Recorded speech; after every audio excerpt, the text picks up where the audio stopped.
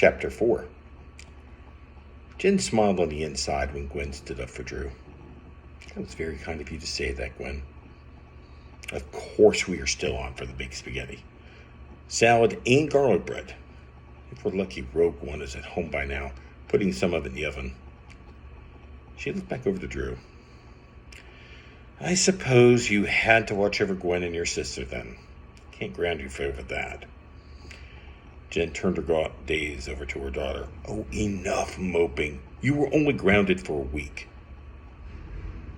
Though, considering how well you did today, you might be persuaded to drop that tractor beam.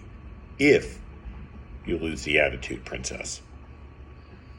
Jen put on her best good girl smile while Andrew rolled his eyes out of the sight of his mother.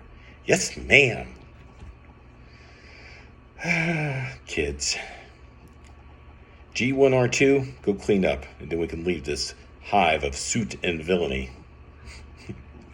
Thankfully, the fabric not only didn't stain, the liquid was easily removed the air blower that doubled as a hand dryer in the bathroom.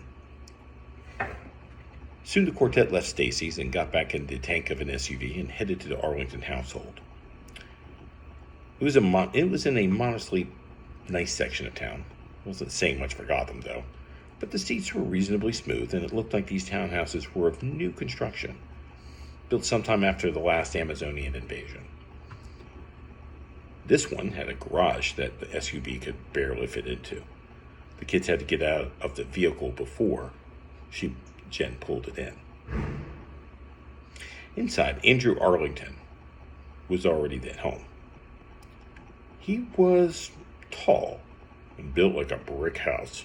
Wide chest and shoulders with a fair amount of heavy musculature. Gwen figured he must have been a football player in college, or maybe he was just a reincarnated Mack truck. He had medium-length, dirty blonde that covered all of his head.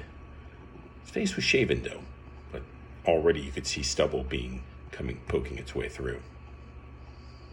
His ice blue eyes were keen and quick to notice their guest. Ah, this must be your guest. Hi. Gwen, wasn't it? He held out a hand to shake hers. Okay, food is in the oven, but only clean hands eat.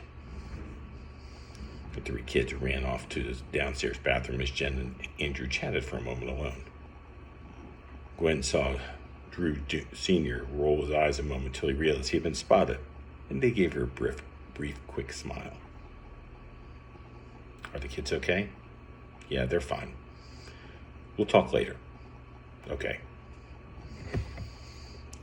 Coming back in 10 minutes later, Gwen could smell the food all the way from downstairs and looked over to the already set dinner table along with an extra chair, one of the folding kind, probably brought in from the garage. Andrew Sr. not only put the spaghetti into the oven along with the garlic bread, but he also had already set the table for all five of them. Jen was busy with the salad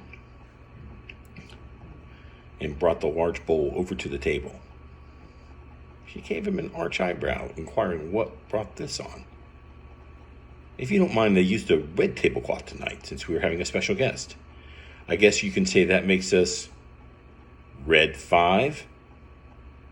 And Jen and Drew both groaned at the dad joke. But Jen snuggled close to him as she dropped this out off the salad bowl on the table. I love you, Jen said sweetly to her husband, as he whispered into her ear, still loud enough for the kids to hear. I know. Mom! Dad! They yelled in stereo, both of them looking sick with the silly jokes. This brings us to the end of this story. Please check back for more Bill Reach Roleplay soon.